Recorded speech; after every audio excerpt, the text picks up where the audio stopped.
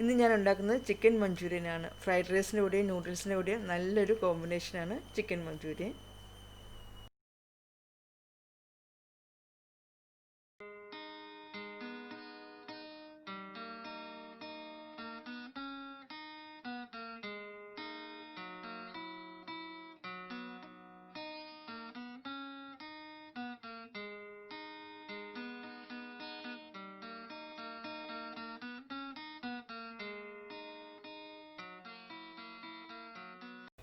ഇപ്പോൾ chicken manchurian ഉണ്ടാക്കാനായിട്ട് ആദ്യം തന്നെ ഒരു ബൗളിലേക്ക് ഒരു മുട്ട ഞാൻ പൊട്ടിച്ച് വെച്ചിട്ടുണ്ട്.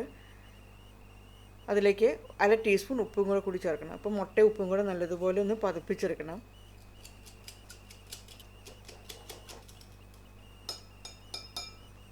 സോയ സോസ് 1/2 ടേബിൾ സ്പൂൺ വേണം. ഞാനിവിടെ ഡാർക്ക് സോയ സോസാണ് ഉപയോഗിക്കുന്നത്.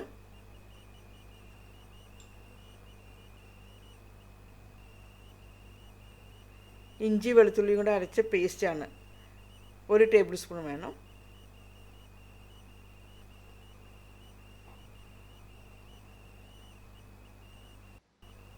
കുരുമുളക് പൊടി 1/2 teaspoon. Kashmiri chilli powder 1/2 teaspoon. Chicken മഞ്ചൂരിയന് നല്ലൊരു നിറം കിട്ടുന്നതിന് വേണ്ടിയിട്ടാണ് കാശ്മീരി ചില്ലി പൗഡർ ഞാൻ ചേർക്കുന്നത്. വിനാഗിരി 1/2 ടീസ്പൂൺ.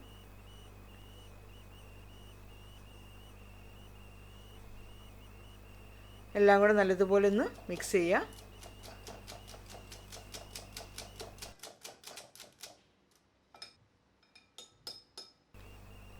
Cornflour 1/4 cup.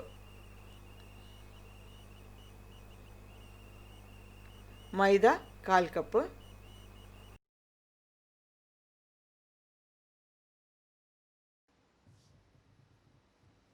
ഇനി നല്ലതുപോലെ ഒന്ന് മിക്സ് ചെയ്യുക.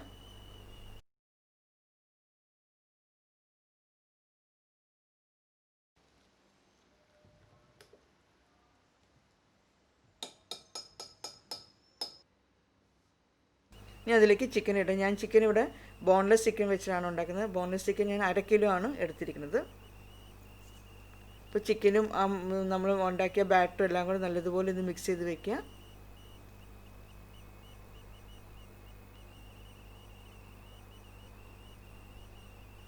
ഇനി ചിക്കൻ വറുത്തെടുക്കാം.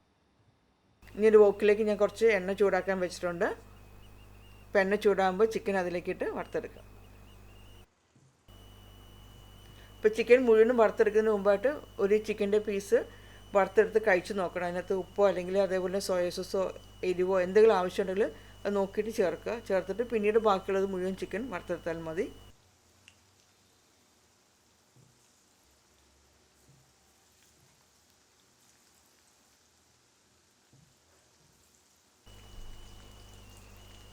ഇപ്പോൾ കുറച്ച് കഴിയുമ്പോൾ ചിക്കൻ ഒന്ന് മറിച്ചിടണം.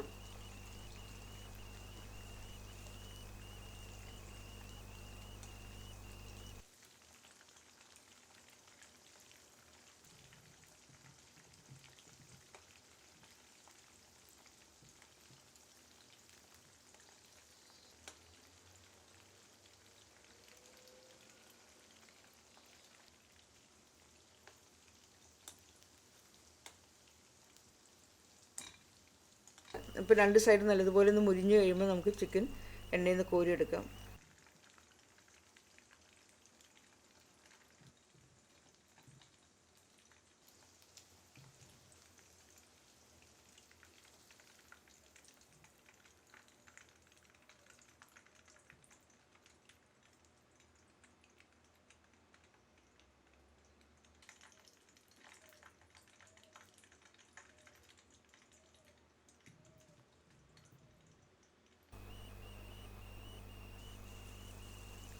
ബാക്കിയുള്ള ചിക്കൻ ഇതേപോലെ തന്നെ വറുത്തെടുക്കാം.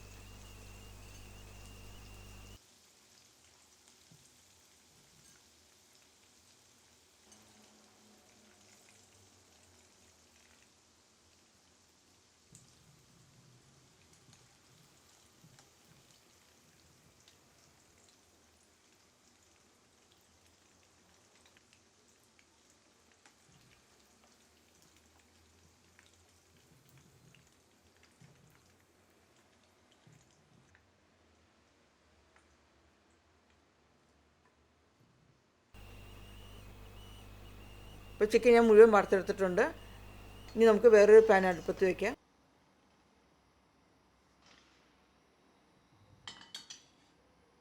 അപ്പോൾ പാൻ നല്ലതുപോലെ ചൂടായ ശേഷം നമ്മൾ ചിക്കൻ വറുത്ത എണ്ണയിൽ നിന്ന് തന്നെ ഒരു 3-4 ടേബിൾ സ്പൂൺ എണ്ണ ഈ പാനിലേക്ക് ഒഴിക്കണം.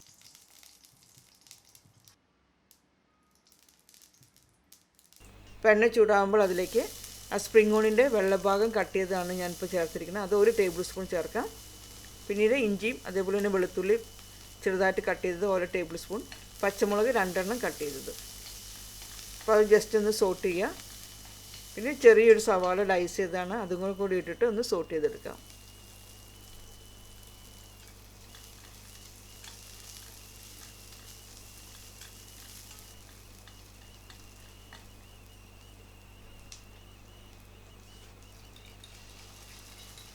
ഇനി ഇതിലേക്ക് സോസ് ചേർക്കാനായിട്ട് ഞാൻ 3 ടേബിൾ സ്പൂൺ ടൊമാറ്റോ സോസാണ് എടുത്തിരിക്കുന്നത്. ചില്ലി സോസ് 1 ടേബിൾ സ്പൂൺ,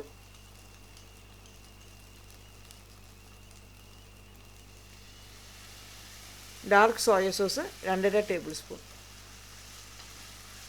ആ സോസ് എല്ലാം കൂടി നല്ലതുപോലെ ഒന്ന് ഇളക്കി യോജിപ്പിക്കുക.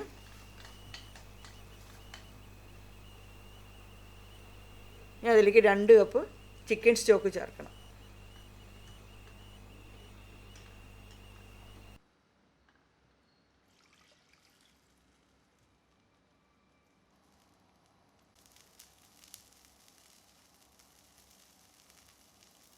പിന്നെ ആവശ്യത്തിനനുസരിച്ച് ഉപ്പ് ചേർക്കാം. സ്റ്റോക്കിലൊക്കെ ഉപ്പുണ്ടാകും, സോസിലും ഉപ്പുണ്ടാകും. അപ്പോൾ അത് നോക്കിയിട്ട് മാത്രം ആവശ്യത്തിന് നോക്കി ചേർത്താൽ മതി ഉപ്പ്.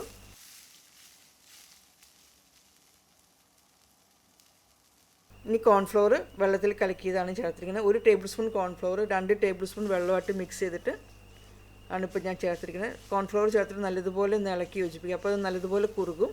കുറുകിയിട്ട് നല്ലൊരു സോസിന് നല്ലൊരു ഗ്ലേസിങ് വരും.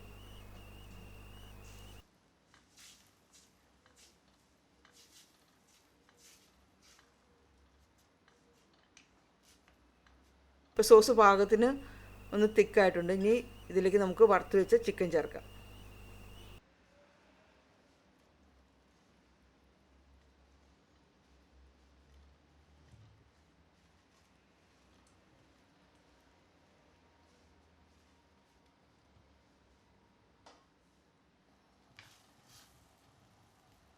ചിക്കനും കൂടെ ഇട്ടിട്ട് നല്ലതുപോലെ മിക്സ് ചെയ്യുക.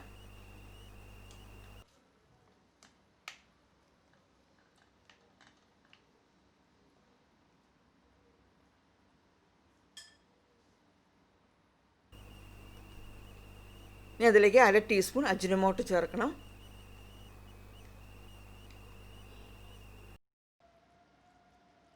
ഒരു ടീസ്പൂൺ ബ്രൗൺ ഷുഗറാണ് ഞാനിപ്പോൾ ചേർത്തിരിക്കുന്നത്. ബ്രൗൺ ഷുഗർ ചേർക്കുമ്പോൾ ചിക്കൻ മഞ്ചൂരിയൻ നല്ലൊരു നിറവും അതേപോലെ നല്ലൊരു ടേസ്റ്റുമാണ് കിട്ടുന്നത്. നമ്മൾ സാധാരണ വെള്ള പഞ്ചസാര ചേർക്കുന്നതിനേക്കാളും ടേസ്റ്റ് കൂടുതൽ കിട്ടുന്നത് ബ്രൗൺ ഷുഗർ ചേർക്കണം. അപ്പോൾ ബ്രൗൺ ഷുഗർ ഉണ്ടെങ്കിൽ ബ്രൗൺ ഷുഗർ തന്നെ ചേർക്കണം.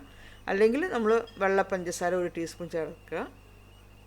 നല്ലതുപോലെ ഒന്ന് മിക്സ് ചെയ്യുക. അതിനുശേഷം കുറച്ച് സ്പ്രിംഗ് ഓണിയൻ അരിഞ്ഞതും കൂടി ഇട്ട് നല്ലതുപോലെ ഒന്ന് മിക്സ് ചെയ്ത ശേഷം നമുക്ക് തീ അപ്പം തന്നെ ഓഫ് ചെയ്യാം. ഇനി ഒത്തിരി നേരം തിളച്ച് കഴിഞ്ഞാൽ അത് ഒത്തിരി കുറുകി അങ്ങ് കട്ട പോലെ ആയിപ്പോവും. അപ്പോൾ അത് കറക്റ്റ് കൺസിസ്റ്റൻസി ആയിട്ടുണ്ട്. ഞാൻ തീ ഓഫ് ചെയ്യാണ്.